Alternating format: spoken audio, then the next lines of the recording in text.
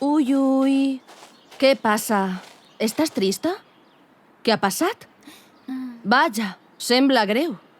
Guerra, canvi climàtic, pobresa, pandèmies. Doncs sí, és molt greu. T'agradaria que el món fora d'una altra manera, veritat? Creus que les coses es poden canviar? Clar que sí. De món només en tenim un i no podem permetre que uns quants acaben amb ell. Acompanya'm al teatre. Et presentaré una de les primeres heroïnes del teatre universal. No sé si arreglarem res, però almenys ho intentarem. Això és un teatre grec. Així es va representar per primera vegada Lisístrata, una de les obres més conegudes d'Aristòfanes, escrita l'any 411 abans de Crist. Fa més de 2.000 anys. La protagonista de Lisístrata és Lisístrata, que en una traducció literal del grec antic podria ser qui elimina els exèrcits. Lisístrata és una comèdia que parla de la guerra.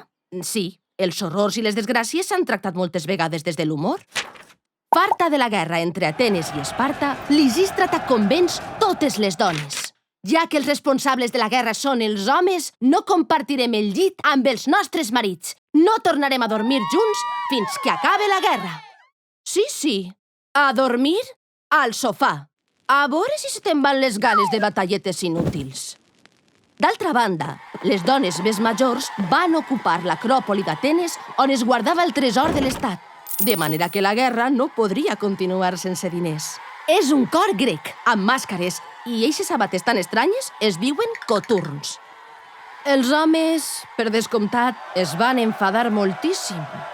Les dones es van fer fortes i prengueren les regnes per aconseguir una societat més justa i en pau, ja que els homes eren incapaços. Saps què he après amb Lisístrata? Que cal passar a l'acció per canviar i millorar el món des del nostre xicotet lloc en ell.